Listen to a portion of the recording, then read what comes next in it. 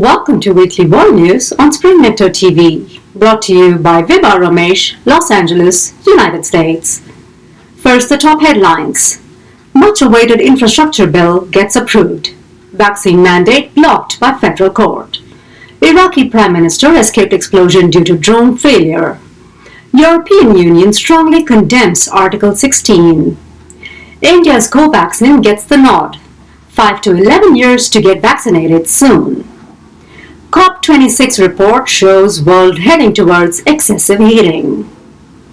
Moving on to news in detail. In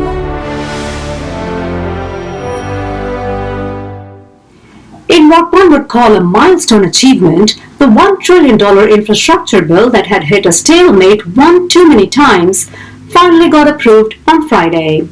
To that extent, the progressives and centrists eventually found a common ground, leading to the approval of the infrastructure bill.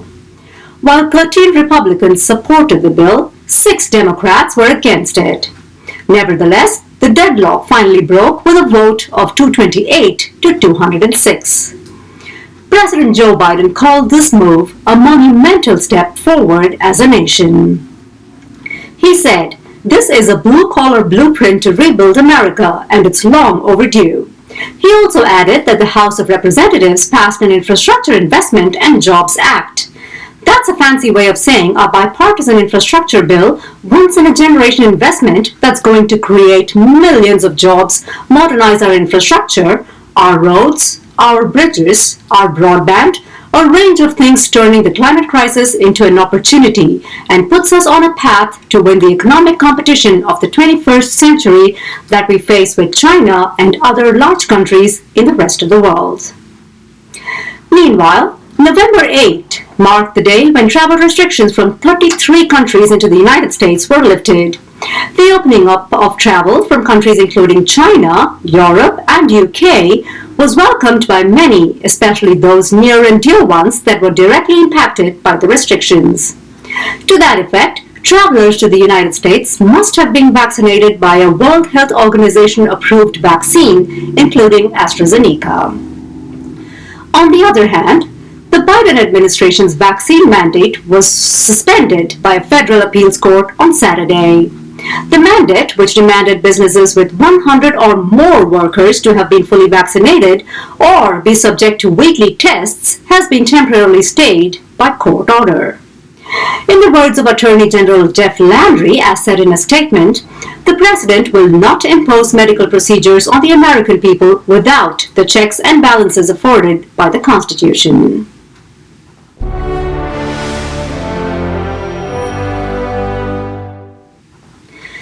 Moving on, a drone assassination attempt at Iraqi's Prime Minister Mustafa al-Kadhimi failed. According to the government, the drone that aimed to kill al-Kadhimi tried to hit his heavily guarded house, leading to an explosion and gunfire in the area. However, it missed its target, although it did injure 7 security guards. The Prime Minister later appeared on TV and remarked, "Cowardly rocket and drone attacks don't build homelands and don't build a future." Although nobody has taken responsibility for the attack as yet, U.S. State Department spokesperson Ned Price said, "We are relieved to learn the Prime Minister was unharmed. This apparent act of terrorism, which we strongly condemn, was directed at the heart of the Iraqi state. We are in close touch with the Iraqi security forces charged with upholding Iraqi sovereignty and independence, and have offered our assistance as they investigate this attack." Over to India, hospitals are sitting on a large inventory of COVID vaccines that is due to expire soon. Nearly 160 million doses are expected to expire by January next year.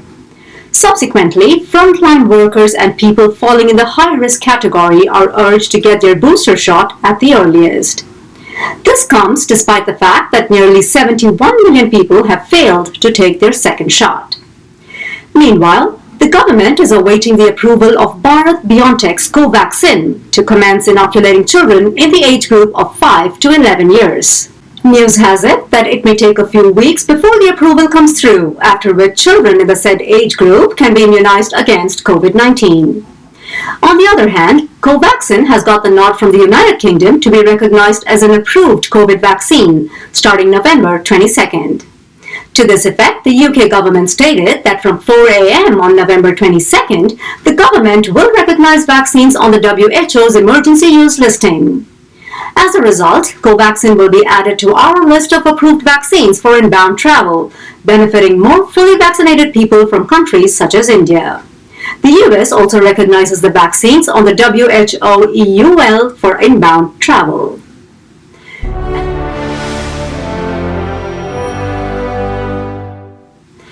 And here's the latest on the Brexit front.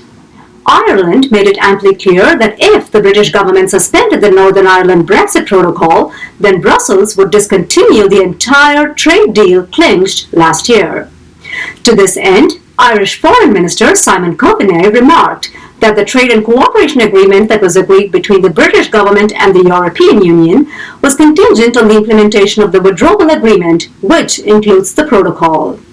One is contingent on the other, and so, if one has been set aside, there is a danger that the other will also be set aside by the European Union.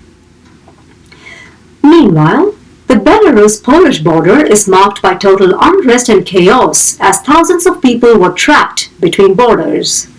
The ghastly move by the Belarusian government to escort refugees, including families with children, out of the country has given rise to a deadly crisis. News has it that several people tried knocking down barricades and fences to get past the border, leaving nearly 8 people dead. Polish guards prevented the border crossing attempts by resorting to tear gas. Even as thousands of people were stuck at crossroads, eventually setting up tents and campfires, Polish officials have committed to not let them into their country. The blame game between the two countries continued as the European Union reprimanded Lukashenko's act as that of a gangster. The Polish border is now surrounded by nearly 20,000 border police, along with military support. As per news as of Wednesday, German Chancellor Angela Merkel has requested Russian President Vladimir Putin to step in and negotiate the crisis that has escalated since Monday. We'll keep you posted on this news as it unfolds.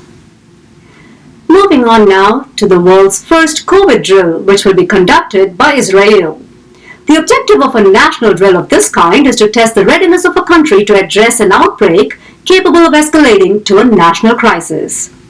The mock trial will mirror a real-life outbreak situation and will address a wide array of action points, including quarantine, gathering restrictions, curfews, economic support, travel regulations, supervision and timely alerts, and public security, among others.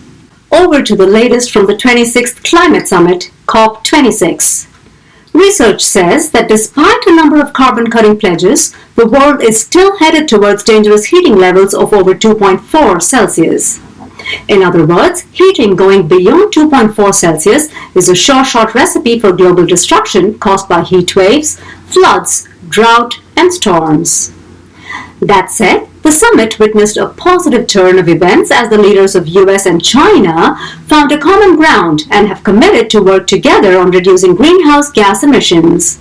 The announcement came as a surprise to the hosts as China's head of delegation Xi Jinping said, "Both sides recognize that there is a gap between the current effort and the Paris Agreement goals, so we will jointly strengthen our Paris efforts and cooperation to accelerate a green and low-carbon transition. Climate change is becoming an increasingly urgent challenge. We hope this joint declaration will help to achieve success at COP26. Commenting on the joint declaration made by the two superpowers, John Kerry remarked that the two largest economies in the world have agreed to work together on emissions in this decisive decade. This is a roadmap for our countries and future collaboration. China and the US have no shortage of differences, but cooperation is the only way to get this job done. This is about science, about physics," he said. And that brings us to this week's fun fact.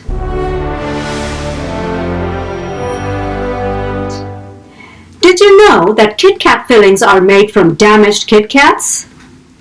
Well, looks like recycling was not a new concept to the manufacturer of Kit Kat. So this is how it works. In the event of a Kit Kat bar not turning out to be of saleable quality, The bar is churned into a fine paste and transformed into a filling that goes back into the assembly line to produce new Kit Kat bars that meet the quality standards. This was confirmed by a Nestle spokesperson who said, "To clarify, the choco layer, the filling between the wafer of a Kit Kat, is made from cocoa, liquor, sugar, and a small amount of reworked Kit Kat." He also added, "Please note, reworked Kit Kat is a product which cannot be sold." On that note, I'll be closing this week's news report. I'll see you again next week with more world news on Spring Nectar TV. Thank you for watching. Stay safe.